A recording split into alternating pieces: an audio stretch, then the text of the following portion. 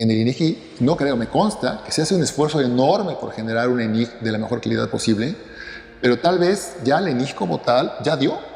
Entonces, lo que hay que hacer es buscar cómo se tiene un relevo, digamos, a profundidad del instrumento de medición para que podamos tener un mejor pulso, ¿no?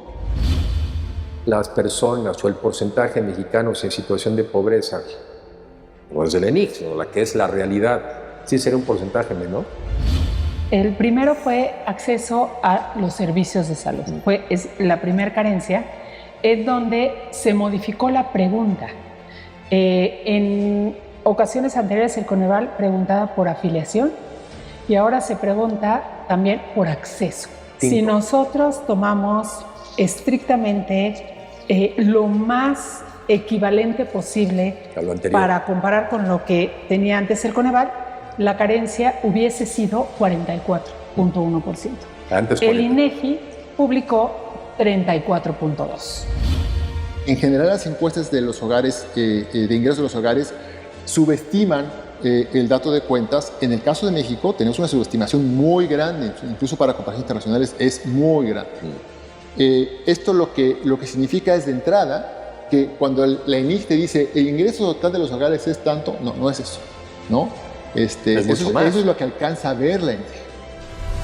En blanco y negro, con Enrique de la Madrid.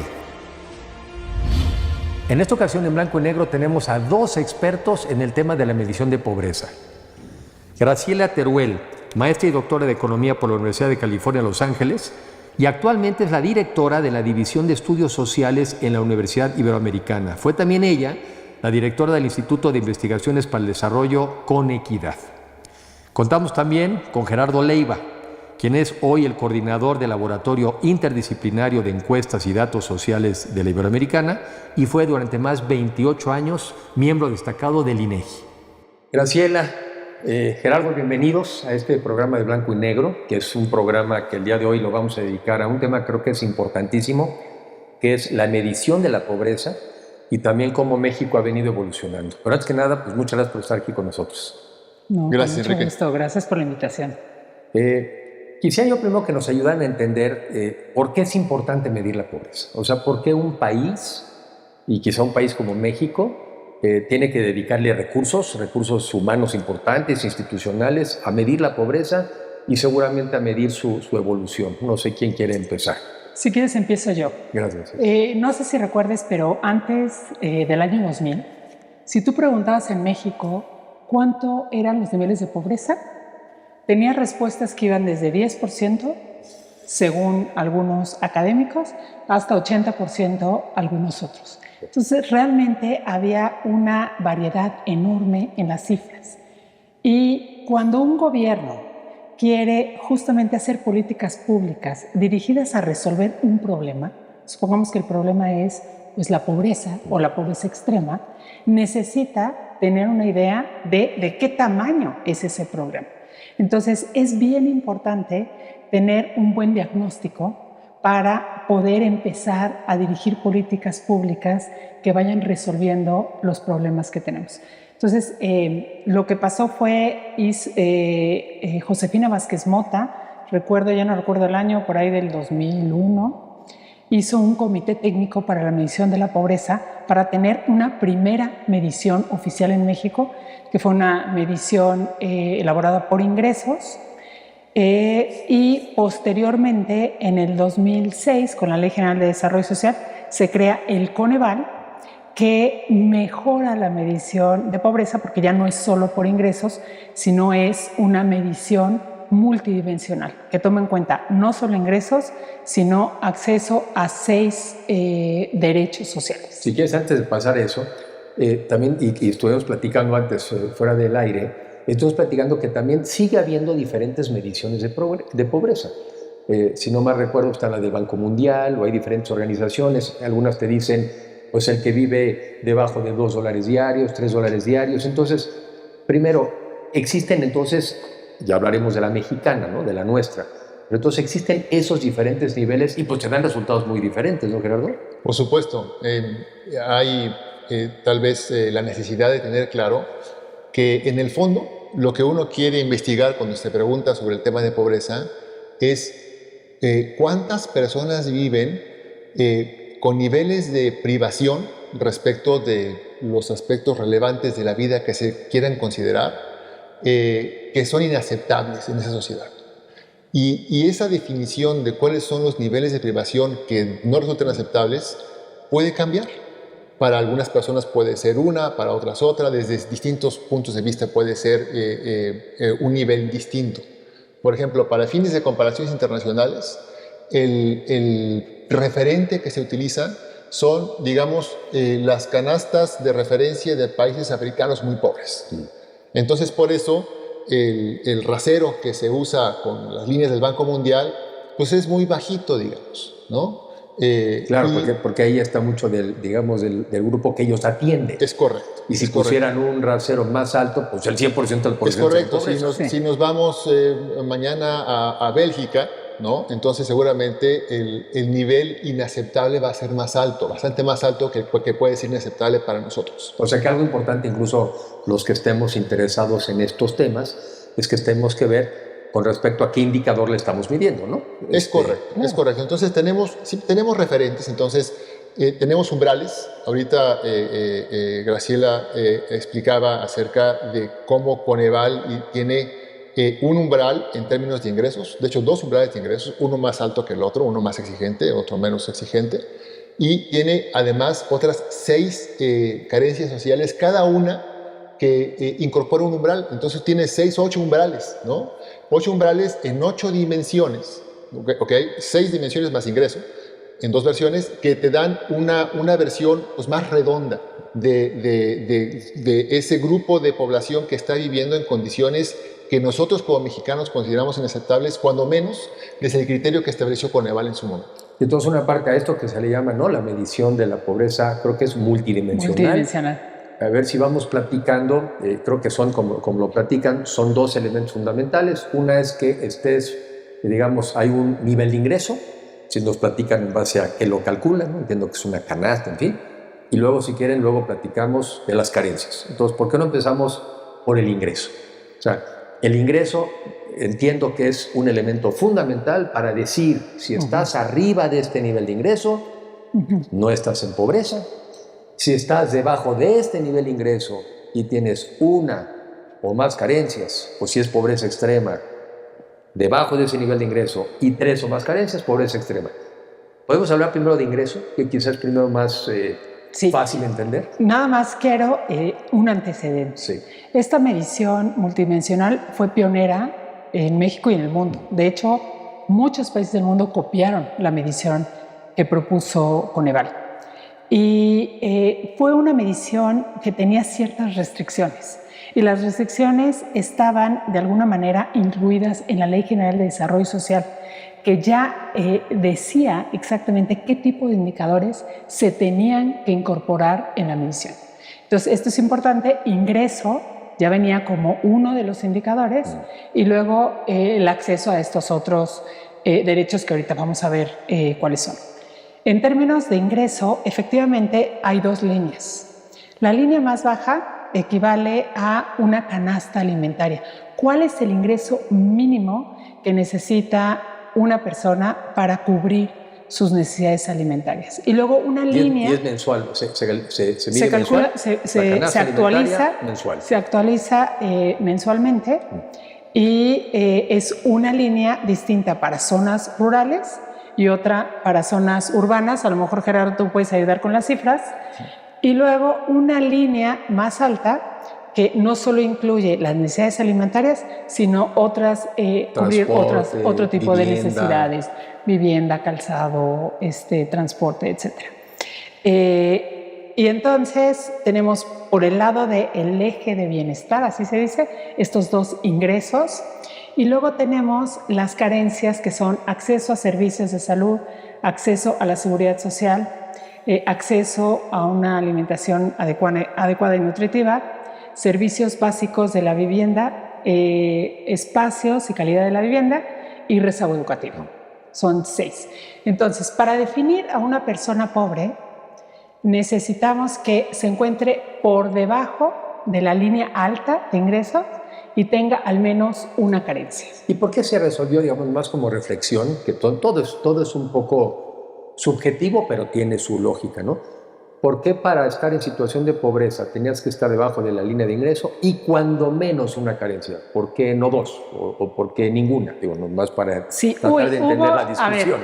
Si me remonto a esos años, hubieron muchas discusiones y muchas propuestas. ¿Discusiones entre quién? Para tratar de entender nosotros, sí. ¿quiénes discuten de estos temas? El Coneval tenía un consejo que estaba conformado por 6 académicos especialistas en temas de pobreza y de evaluación, que seguían estando en sus universidades, seguían produciendo conocimiento, seguían publicando y se juntaban ciertos días al mes en el Coneval para justamente aportar esa parte académica, para que la propuesta tanto de evaluación como de pobreza fueran propuestas basadas en lo que en la ciencia. En ciencia. Exactamente. ¿No? Y fueran propuestas muy discutidas. Entonces, en este sentido, primero se discutió en el seno de la Comisión Ejecutiva del Coneval, así se llamaba, esos 6 consejeros y el secretario ejecutivo, Gonzalo Hernández Licona, quienes discutíamos pues qué era en aquel entonces lo que estaba en la vanguardia en términos de medición. Luego se presentaron varias propuestas que se discutieron con expertos nacionales y luego esas propuestas se llevaron también a expertos internacionales. Entonces fue una metodología muy discutida y habían propuestas que no incluían a 1, a veces a 2, a veces a 3, a veces a los que finalmente quedaron como vulnerables por ingreso y carencias, que ahorita explico quiénes son. También era una propuesta, era incluirlos como parte de la pobreza. Entonces, esta medición, ¿qué hace? Si tienes una carencia y estás por debajo de pobreza, entonces eres considerado pobre. Si tienes 3 carencias o más y estás por debajo de la línea más baja, de la alimentaria, entonces eres considerado pobre extremo. Y entonces, ¿qué queda fuera de estas 2 mediciones de pobreza? Quedan aquellos que no tienen ninguna carencia, satisfacen todos sus derechos, pero tienen ingresos bajos. A eso se les conoce, es otra subpoblación y se le conoce como vulnerables por ingreso. Y luego por el otro lado hay gente que tiene ingresos muy altos, por ejemplo, un médico que trabaja por su cuenta y que no tiene derecho, por ejemplo, a la seguridad social, que tiene ingresos altos, pero tiene alguna carencia. Claro. Por ejemplo, no tiene acceso a seguridad social. Y es vulnerable por carencias. Esos son vulnerables por carencias. Y luego los no pobres. Entonces, una parte muy importante y resolvieron es el tema del ingreso. Ya también platicamos el ingreso, no hemos dicho cómo se calcula, pero ahorita vamos allá. Y las carencias también, seguramente también se preguntan, ¿no? Pero yo creo que ya podemos ir aterrizando al ingreso. Entiendo que el ingreso que se toma en cuenta para calcular esto es la de la ENIG, ¿no? La Encuesta Nacional de Ingreso-Gasto de los Hogares, y que esa la hace el INEGI.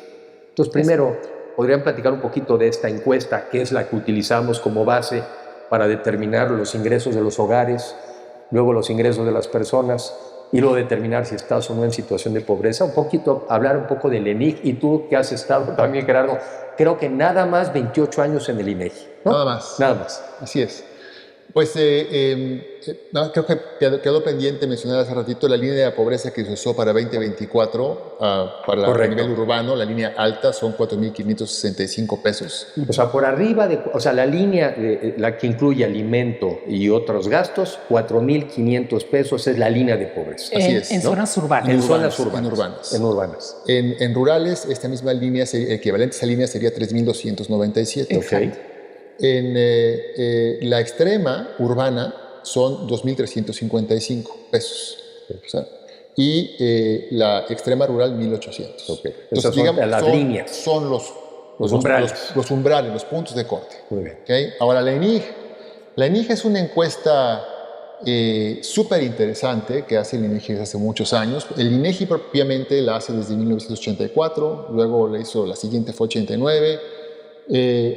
Luego de 92 en adelante se viene haciendo de manera bienal en los años pares. Okay.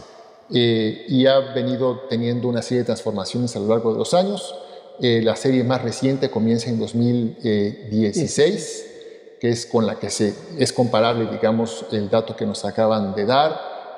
Ya desde 16 para acá tiene una muestra pues muy grande, ¿no? Mucho más grande que la de las series previas, son 105,000 hogares en la muestra, y es una encuesta que se hace con mucho cuidado de parte del INEGI, realmente hacer un gran esfuerzo. Se pasan pues más de una semana interactuando con los hogares a los cuales están consultando, porque les preguntan el gasto de diario durante la semana, y les preguntan sus ingresos y sus gastos. Y es físicamente, o sea, vas a un hogar y con un cuestionario en mano, cara a cara, son y a unos cuestionarios enormes. Como un censo, digamos, aunque no es un censo.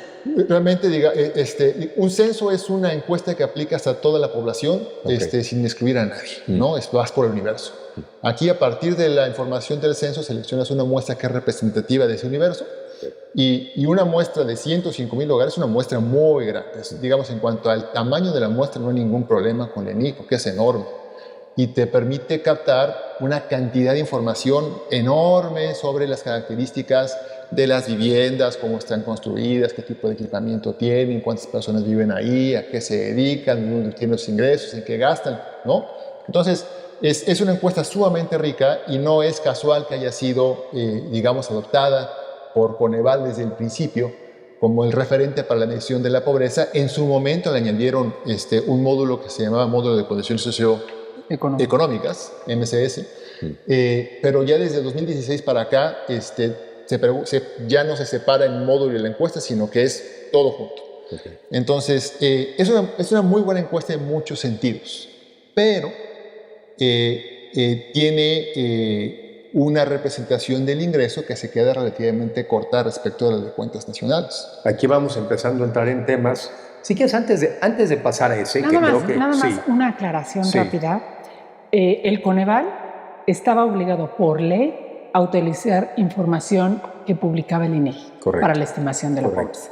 Entonces, teníamos dentro de los instrumentos que publicaba el INEGI elegir uno, y elegimos la encuesta de ingreso-gasto de los hogares. Y quizá, para seguir abordando el tema, entiendo, ¿verdad?, que el ENIC pues es una encuesta a 100,000 hogares.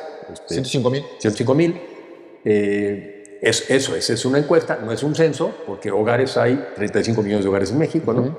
Y quizá una primera pregunta todavía teórica es, ¿por qué no simplemente calcular el ingreso de las personas a partir de, no sé, cuentas nacionales, del PIB, del SAT, ¿no? Pues seguramente todos los mexicanos pagamos impuestos, entonces ha de ser muy fácil ir a ver las cuentas del SAT, ¿no? ¿Por qué se decidió? Y seguramente tuvo que ver con eso, con que pues es lo que hay, ¿no? O sea, es lo mejor que hay. Es la mejor foto que hay de la estructura de la distribución del ingreso y el gasto en el país. Cuentas nacionales te ofrece un mejor dato del agregado, pero no te permite ver cómo está integrado eso para los distintos grupos de hogares, ¿no? O sea, cuentas nacionales es como un gran agregado nacional. Es correcto. Mientras que la encuesta puedes ir sobre todo viendo que los deciles de la población, los deciles. La encuesta se hace, digamos, de abajo hacia arriba. La encuesta resulta de lo que las personas que entrevistas te dicen en campo, y la muestra se hace con una muestra que es representativa de la población del país, de manera que tienes ahí las voces representadas de las los distintos tipos de hogares y niveles socioeconómicos que hay en México. Entonces, es un muestreo científico que está hecho para que con un conjunto relativamente pequeño de la población total puedas hablar de la población total. Entonces, en ese sentido, pues es un trabajo muy bien hecho, como en general son las cosas que hace el INEGI, ¿no? ¿Les parece entonces que pasemos antes del otro a que simplemente nos recuerden al público cuáles fueron entonces los resultados de este último dato ya del INEGI Coneval? Porque el Coneval como institución independiente desaparece, ¿no? Se incorpora al INEGI. Hay que recordarle al público pues, que justamente el Coneval tenía, yo creo que esa virtud de que era un organismo independiente, los datos los tomaba del INEGI, que también es independiente, entonces hay hasta cierto punto hasta una discusión, y la hubo, ¿no? En muchos casos. Pero en fin, nada más para saber de qué partimos. Muchos nos hemos fijado en los datos de la pobreza, de cómo cambió del 2018 al 2024. ¿Podrían recordarnos esos datos? Un matiz. Sí. Te voy a dar los datos, pero cuando existía el Coneval, el INEGI producía la información y el Coneval tomaba esa información, analizaba la fuente de datos y la información como venía y después estimaba la pobreza. Okay. Eran dos entidades independientes, separadas, y el Coneval de alguna manera tenía esta función de hacer el análisis de la información y de verificar que efectivamente viniera bien y fuera comparable. ¿Qué pasó con la información de 2015? Fue que el Coneval recibió la información y la información no era comparable. Y entonces fue esa ocasión en donde hubo esta discrepancia entre el INEGI y el Coneval. Okay. Y bueno, los datos que nos ofrece el INEGI para 2024 tenemos situación en pobreza, 29.6%, que equivale a 38.5 millones de personas. Okay. Y veníamos en el año 2018... de 41.9%, que eran 51.9 millones de personas. Entonces, y por eso se habla de estos, ¿qué son? Son 13.4 millones de personas menos en situación de pobreza. Es correcto. De pobreza multidimensional. De pobreza multidimensional, ¿no? La de arriba de los 4.500 pesos mensuales. Exacto. Y dices, al menos una carga. Y es una cifra muy fuerte. Vista así, por lo menos en los últimos varios años, vista así, pues es el monto más grande de la disminución de la pobreza, por lo menos la multidimensional, podríamos discutir de la extrema, ¿no? Entonces, creo que es interesante partir de ahí para decir, son los datos que hemos estado leyendo en los periódicos, son los datos de los medios de comunicación, son los datos que el gobierno está obviamente revelando, y bajamos, dirían ellos, del 2018, 41.9 al 29.6% de la población. En un principio diría uno, gran noticia. Sí, gran noticia. Gran noticia, y yo creo que es la disminución publicada más grande que hemos tenido desde que se mide la pobreza de forma multidimensional. Correcto. Y luego nada más para darte las cifras de la pobreza extrema. En 2018 era 7% la pobreza extrema, lo que equivalía a 8.7 millones de personas, y en el 2024 baja a 5.3%, lo que equivale a 7 millones de personas. Una caída de 1.7 millones. 1.7. Bueno, a ver, entonces ahora creo que ahí estamos ya, pusimos los datos sobre la mesa y ahora vienen conversaciones que hemos estado escuchando. Algunos empiezan a decir, es que no es exactamente igual lo que estás midiendo en el 24 que lo que medías en el 2018 o incluso en el 22, ¿no? No es exactamente igual probablemente en ingreso, ahorita nos platican, pero ciertamente no es igual en términos de carencia, y eso pudiera estar afectando pues, la determinación si estás o no en situación de pobreza. ¿Podrían elaborar quizá la parte más relevante de eso que empezamos a escuchar de sí, pero no necesariamente son del todo comparables? Y al no ser del todo comparables, pues sí te mete una duda, ¿no? Como usuario de esta información. ¿Por qué no son comparables? ¿Cuáles son los temas más destacables de esto que estamos hoy viendo? Yo creo que comenzar diciendo que no necesariamente no son comparables. Okay. Nosotros, como Equide, que es un instituto de investigación que se encuentra en la Universidad Iberoamericana y que ha estado haciendo estos análisis, no ahorita, sino desde hace 20 años, hemos estado haciendo análisis de pobreza, inclusive con un grupo mucho más grande de investigadores del Colegio de México, del CIDE, de la Ibero también, de la UNAM, de la CEPAL. Hicimos una propuesta, un libro que comandó el INEGI y que el INEGI lo tiene el resultado de cómo se puede mejorar. ¿Eso en qué año fue? Esto fue... Se publicó, terminó el trabajo en 2020, aunque el libro se publicó hace un año. 2 años por ahí. Okay. Año y medio. Pero bueno, para decirte que hemos estado siguiendo la medición y haciendo propuestas de cómo se puede medir y cómo se puede medir mejor muchos años. no es de ahorita. E incluso, recuerdo, y aquí Gerardo nos dirá, porque también lo hemos leído, incluso artículos previos, ¿no? Desde los que yo tengo conocimiento, 2016, que también un poco van en la misma línea. Oye, se podría medir mejor, podría haber estas observaciones, o sea que también, una primera, digamos, pertinente reflexión es que no son temas que están surgiendo ahorita, ¿no? No son temas que surgieron a partir de estos datos, sino han surgido a partir de varios datos en el pasado, ¿no? Y siguen. Y siguen. Y seguirán. Y seguirán. Y un poco lo que estamos tratando de hacer desde el Equide es justamente ver la información como nos las entrega el INEGI y hacer un poco lo que hacía Coneval. Correcto.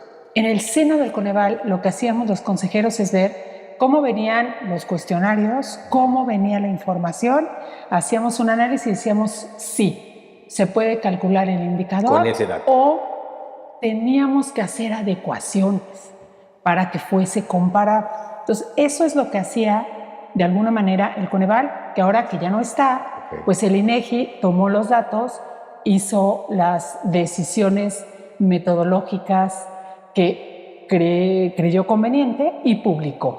Pero no hubo este intercambio. O sea, ya no con hay, los expertos. Ya no hay, eso es muy relevante, ya no hay, como en el caso del Coneval, estos expertos que, por cierto, no eran servidores públicos del Coneval, eran un grupo de expertos. Sí.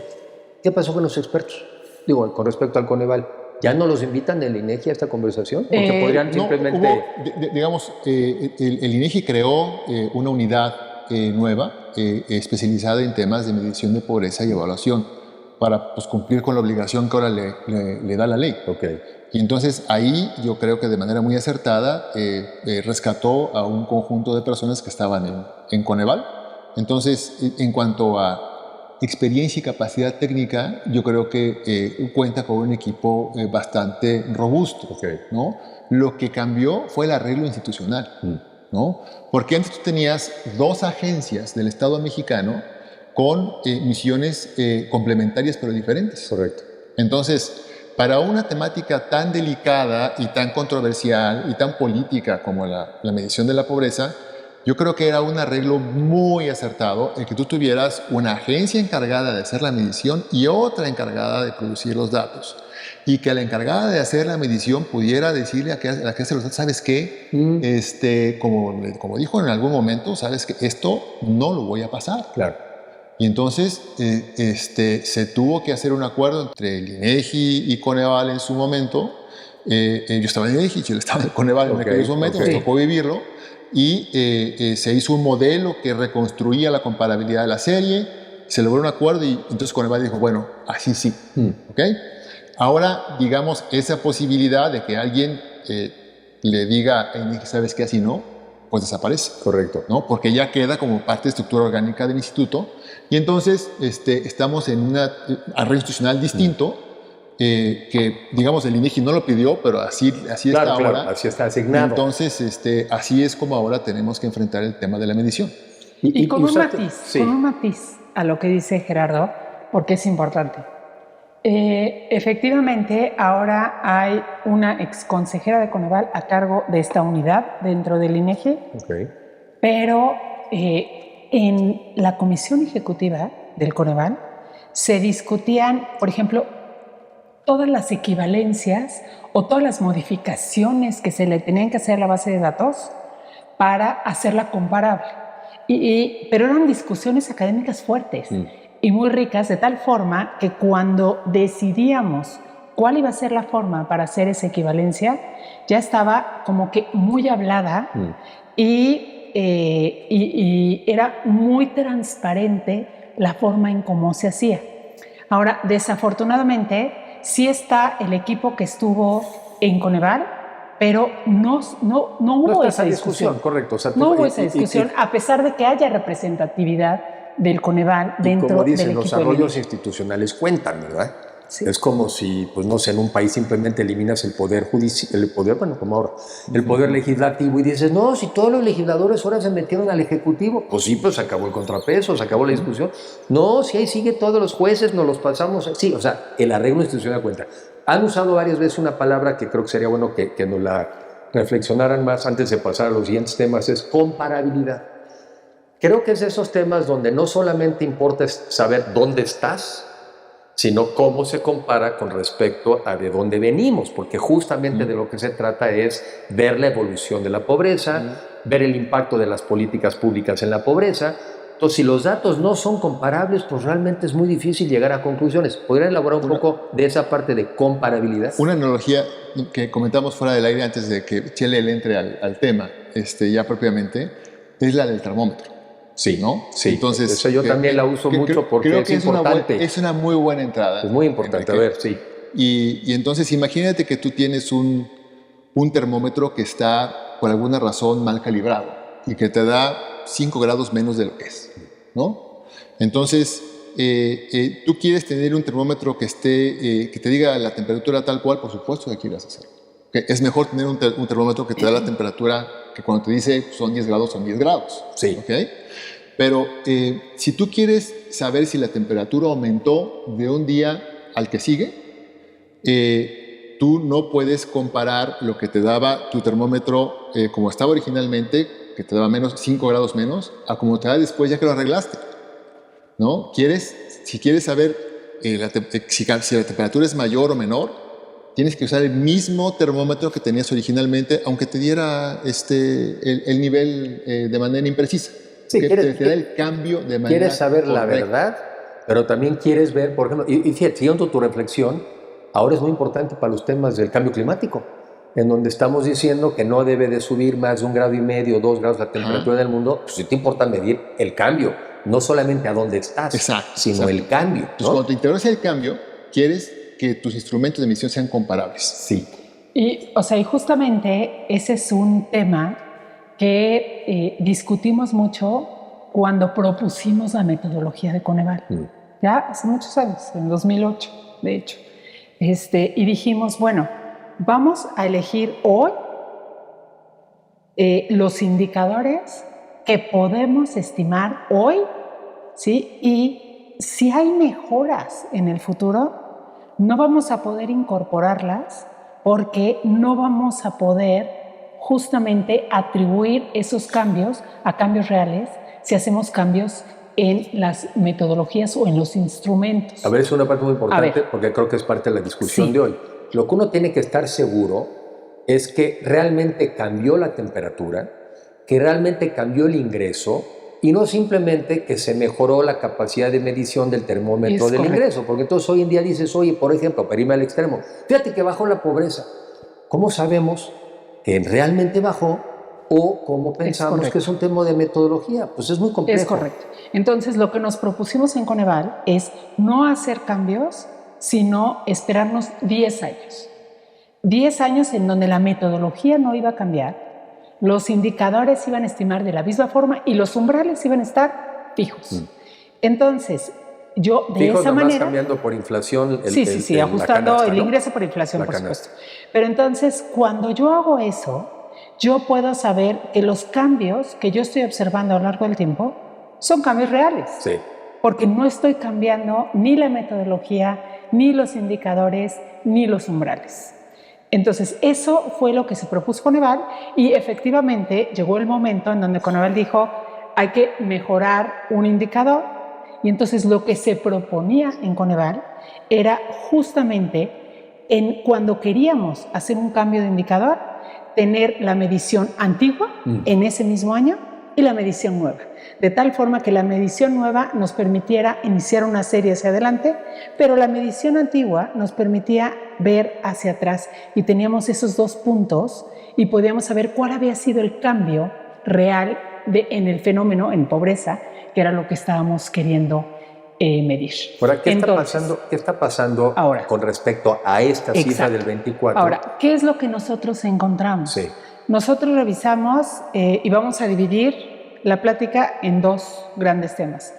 Encontramos cambios, ajustes técnicos, les llamamos, en relación a cómo se medía antes en las carencias. ¿Qué hubo? Modificaciones en la fuente, decisiones para la estimación de los indicadores que cambió y voy a dar dos ejemplos en donde es sensible, que nos ayuden a entender qué fue lo que pasó. Hay que recordarle al público que son 6 carencias, pero para estar en pobreza tienes que estar debajo de un nivel de ingreso y tener cuando menos una carencia.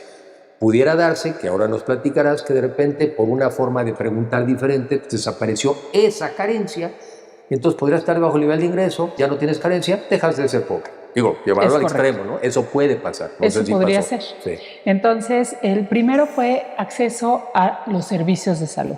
Es la primera carencia, es donde se modificó la pregunta.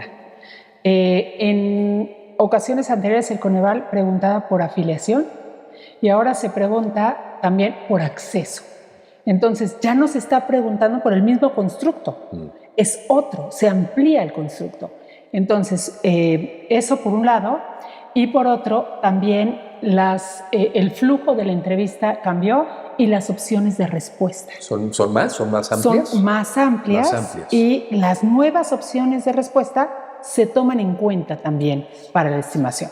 Entonces, claramente, pues estamos midiendo dos cosas distintas y, por ejemplo, si nosotros ¿Cuál fue el efecto de ese medir distinto? Si nosotros tomamos estrictamente lo más equivalente posible para comparar con lo que tenía antes el Coneval, la carencia hubiese sido 44.1%.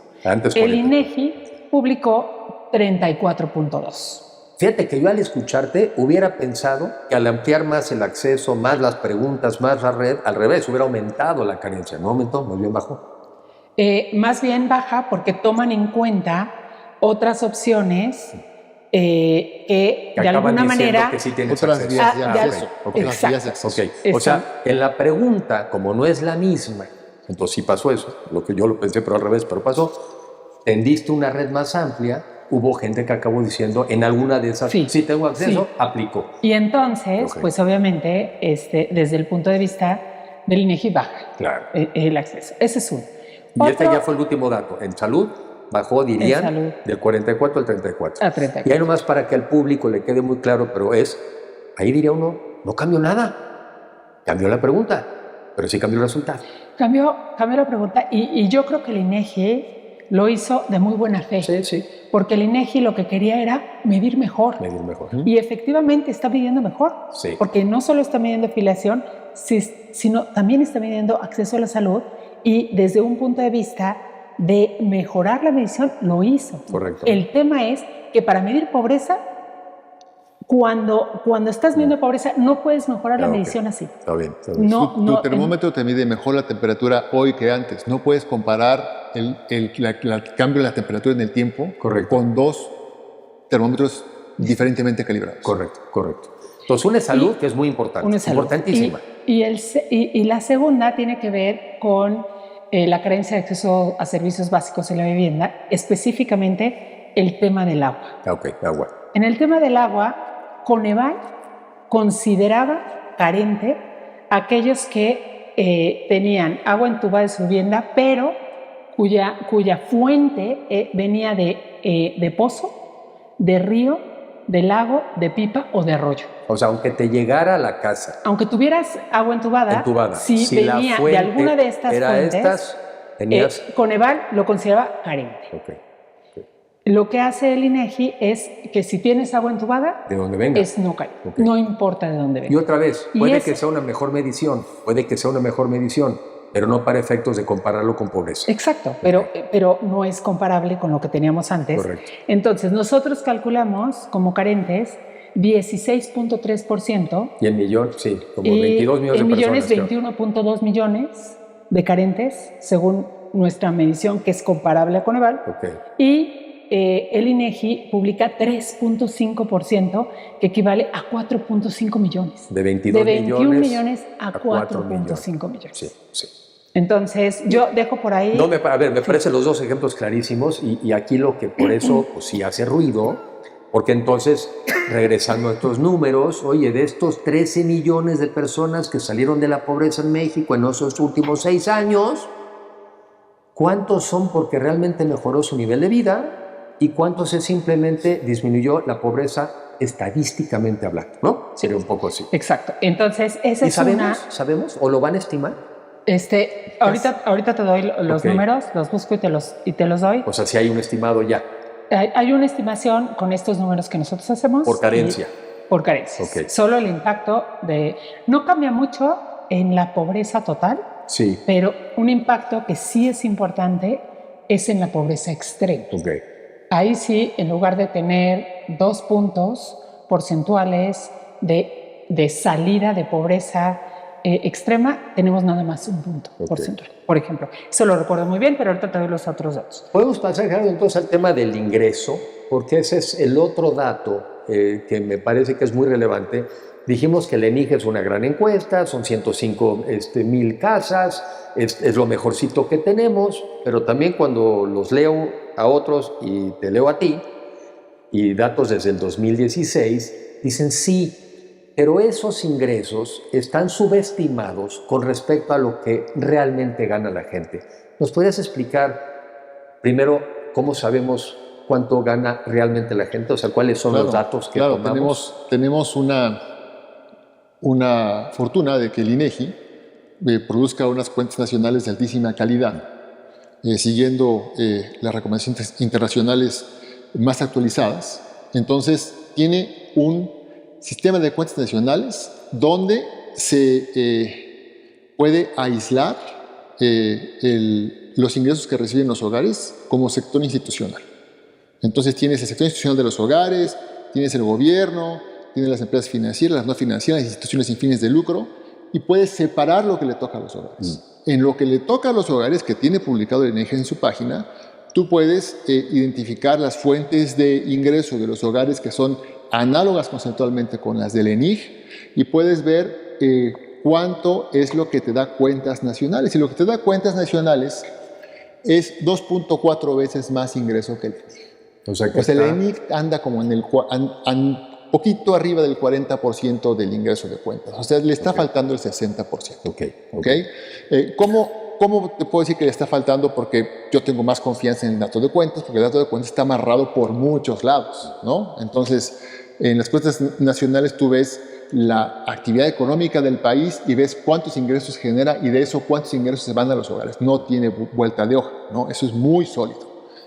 Usa toda la información disponible en encuestas, centros de registros administrativos, y te da ese dato.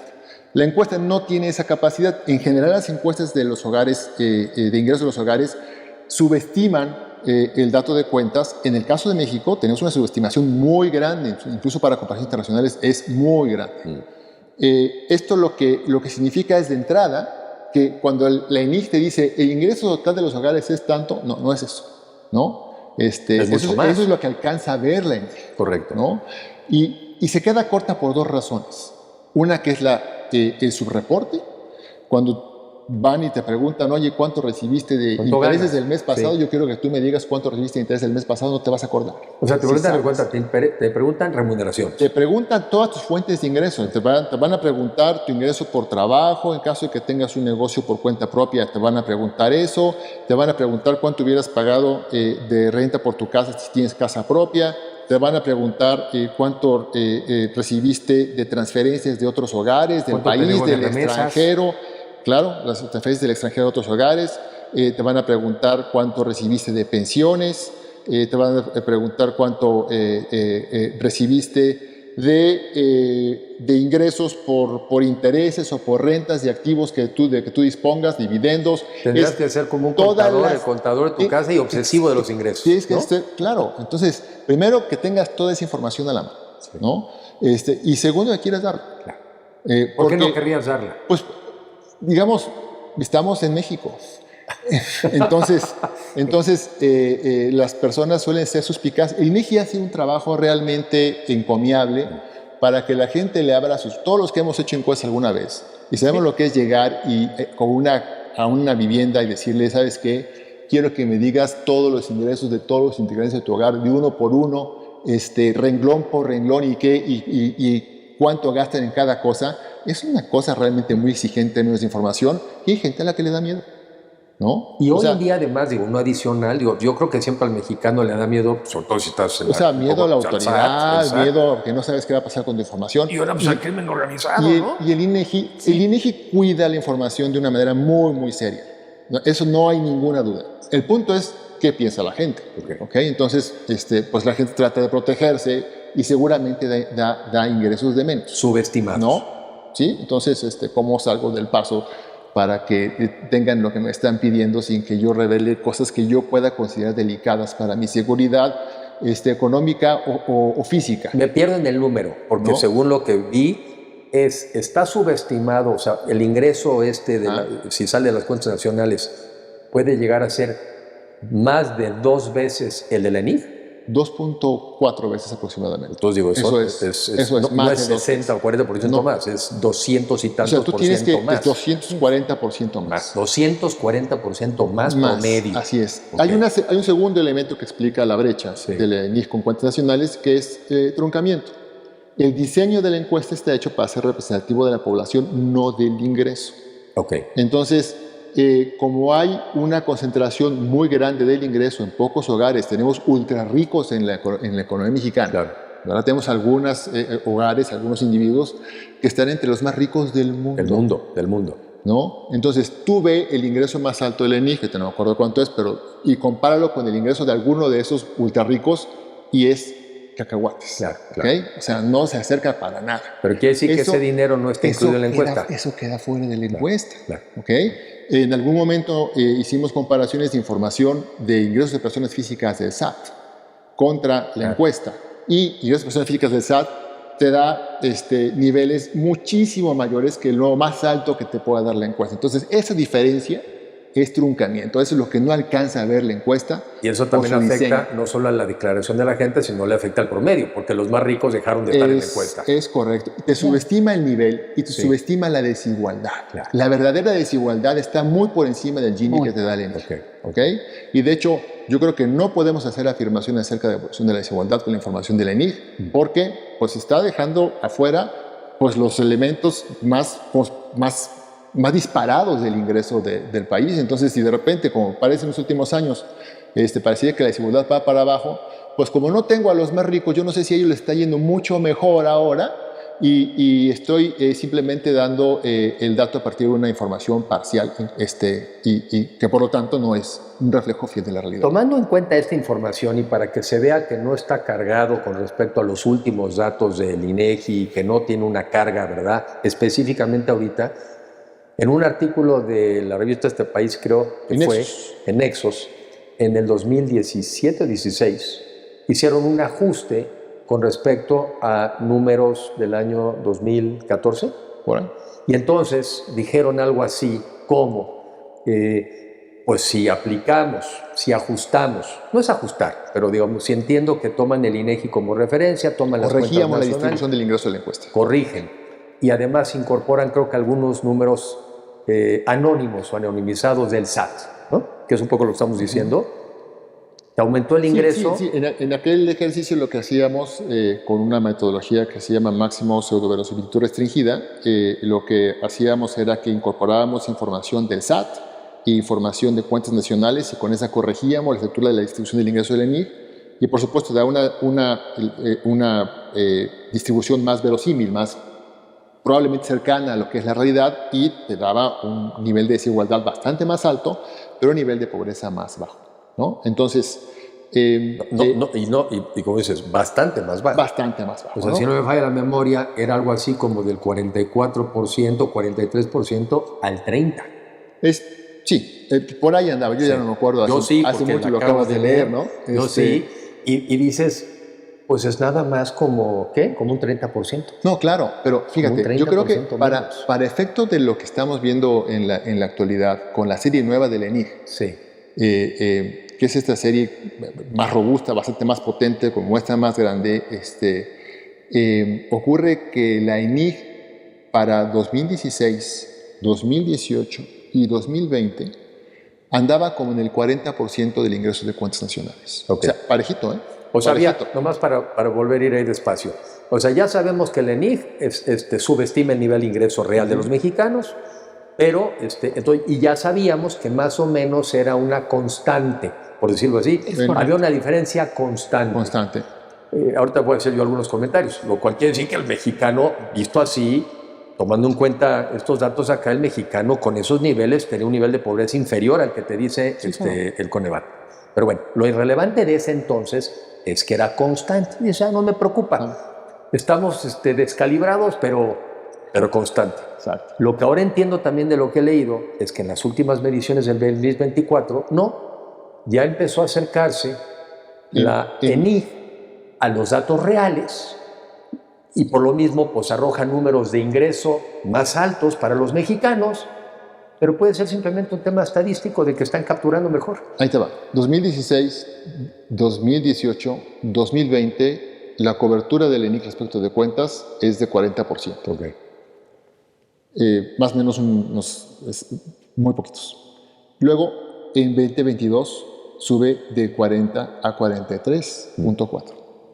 Y luego, de 2022 a 2024, sube a 46.6. Si ya comparas 40 contra 46, ya son 6 puntos. Ya son 6 puntos. De simplemente medición, pero es casi como 6 del PIB, o bueno, 6 de la encuesta, ¿no? 6 del PIB. Entonces, no estamos hablando de PIB, aquí estamos hablando del ingreso de los hogares. Perdón, de los ingresos. Entonces, por fuentes de ingreso, por ejemplo, la ENIG estaba cubriendo aproximadamente entre el 42 y el 45% de las transferencias corrientes entre 2016 y 2022. En 2024, de repente, te cubre el 56%. Ah, caray. Okay. Entonces, estamos midiendo mejor las transferencias. Sí. Tengo un mejor termómetro en 2024 de lo que tenía antes. ¿Subió la temperatura? Entonces, no subió la temperatura. Para saber si subió la temperatura, debía haber usado un termómetro igual de mal calibrado que antes. Okay. Entonces, ¿qué ha pasado, por ejemplo? Mira, el contraste de ingresos por persona. Según la ENIG, el ingreso corriente total de las personas entre 2018 y 2024 creció en términos reales 24%. O sea que este es un dato muy importante porque este es el dato, porque otra vez yo no me puedo abstraer, igual ustedes sí, pero yo no me puedo abstraer de que además de que es un dato académicamente importante, un dato robusto, es un número que se usa con fines políticos. Sin duda. ¿No? Entonces lo que se está diciendo hoy en día es que el ingreso de las personas en una economía que creció 6% en ese periodo, una persona pudo ver sus ingresos crecer en 24%. El PIB creció 0.5% entre 2016 y 2018 anual. y 2024. ¿Qué será? 5 puntos. Digo, porque fue anual, ¿no? Ajá. Promedio anual. Entonces habrá crecido... Crecimiento total per cápita. Per cápita tiene per razón. Cápita. Tiene razón. Creció apenas lo que creció la población, un poquito por arriba, medio punto porcentual por encima de lo que creció la población entre 2018 y 2024. O sea, la economía, para todo fin práctico, no crece. Per cápita. Exacto, correcto. Per cápita. ¿Okay? Estoy hablando aquí del ingreso por persona que te da la ENIG, también per cápita. Correcto. La ENIG te dice, cuando el PIB prácticamente no creció en esos 6 años. Vamos a decir, para efectos de simplificar, vamos a decir, mientras que el PIB per cápita en esos 6 años fue 0. ¿Ok? El ingreso por persona. La ENIG lo que te dice es el ingreso por persona creció 24%. Por eso a muchos, pero no queríamos ser calificados de escépticos o críticos, un poco decías, es que ni cuadra ni checa. Pero ahí te va, ¿no? Ahí te va. El mismo INEGI, fuente de la ENIG, en sus cuentas nacionales, te dice no. El crecimiento del ingreso corriente total de los hogares per cápita entre 18 y 24 es de 5.8%, por encima del crecimiento del PIB, pero no el 24% que está ahí. Okay. Esto lo que te refleja es que entre sectores institucionales ha habido alguna redistribución a favor de los hogares. Bien, pero entonces, digamos, con una medición del ingreso de los hogares que está por definición compatibilizada con el resto de los indicadores macro, lo que vemos es, no habría sido 24, habría sido 6. Y si bien es difícil de reflexionar, pero hay explicaciones, pero si bien es difícil de reflexionar que en una economía en donde el ingreso por persona creció 0, de todos modos el de las personas pudo haber crecido 6%, lo que sí era mucho más difícil pensar es que creciera 24%. Así es. Te doy dos datos más, Enrique. La metodología de Coneval que se usa para la medición de la pobreza no considera la componente de renta imputada de la vivienda propia en el ingreso de los hogares. Esa la quita. Coneval. ¿Okay? Coneval. Entonces, digamos, para hacer la comparación justa, para darnos una idea, si yo uso esa versión de esa definición del ingreso de la ENIG, me da un crecimiento también de 24%, 23.8%. Y en cuentas nacionales me da un crecimiento de 8.1%, un poquito más. Pero de todas maneras, 24 contra 8. ¿Okay? Ahora, algo que podríamos decir también es, bueno, pero en esta definición del ingreso, pues está la renta de la propiedad, digamos que son los flujos de ingreso que reciben las personas por la posesión de activos, y como los que tienen la mayor parte de los activos son los que están en la parte más alta de la distribución, eso tal vez no lo querríamos ver. Si yo aíslo eso, de todas maneras tengo un crecimiento en la ENIG de 25% y en cuentas nacionales de 7%, 6.7%. O sea, en versiones alternativas de la definición del ingreso de los hogares en la ENIG y en cuentas, tienes una relación como de 24 a 6, ¿ok? Entonces, está y por lo mismo, recordándole al público, y yo no sé si tengan entonces la estimación, digo, sería así como ya lo ideal, pero lo ideal sería, si en lugar de poner que el ingreso de las familias o de las personas, creció 24%, si en lugar de haber crecido 24, creció 6, ¿cuánto realmente bajó la pobreza? No sé si ese cálculo ya lo hicieron o no. Esa es una buena pregunta. No tengo la respuesta a la pregunta en este momento, pero es un cálculo que se puede hacer, claro. La van a tener. Es perfectamente procesable bajo ciertos supuestos. Siempre que hace uno cualquier corrección con cuentas nacionales, tiene que recurrir a supuestos, y eso es importante tomarlo en cuenta, ¿no? O sea, lo ideal es tener una encuesta que de entrada te dé los datos tal cual son. No es lo que ocurre en este momento, entonces por eso se puede ser necesario hacer algún tipo de ajuste, ¿no? ¿Podría yo hacer de mi lado algunas conclusiones y ustedes me corrigen si estoy mal para efectos de la gente? Ahora que creo tener la película un poco más clara, a partir de haber conversado con ustedes, y si es un poco no es porque no estén claros ustedes, sino porque lleva tiempo entenderle, yo entiendo dos cosas que creo que es importante que me gustaría transmitir. Una, como están subestimados los ingresos de las familias y de las personas en México bajo el ENIG, y ese es el dato que se mete en Coneval para determinar la pobreza, en realidad la gente en situación en pobreza en México sería mucho menor si nos vamos acercando a los datos de cuentas nacionales y del SAT. O sea, México, así lo voy a verbalizar yo, es un país que tiene menos personas en situación de pobreza que las que te arroja hoy Coneval. Esa es buena noticia. Yo creo que esa es buena y a mi juicio refleja más la realidad. Lo que uno siente, lo que uno ve, el consumo, lo que está ocurriendo. Pero dos, somos un país mucho más desigual que lo que te refleja las cifras del INEGI y Coneval. Esa sería, digamos, como una observación, para mí, diría, la buena y la mala. La que creo que es muy preocupante es que estas cosas no, digamos, que no sean comparables unas cifras con otras, que te cambian la metodología, que entonces no sabes, ¿verdad?, si está bien o mal.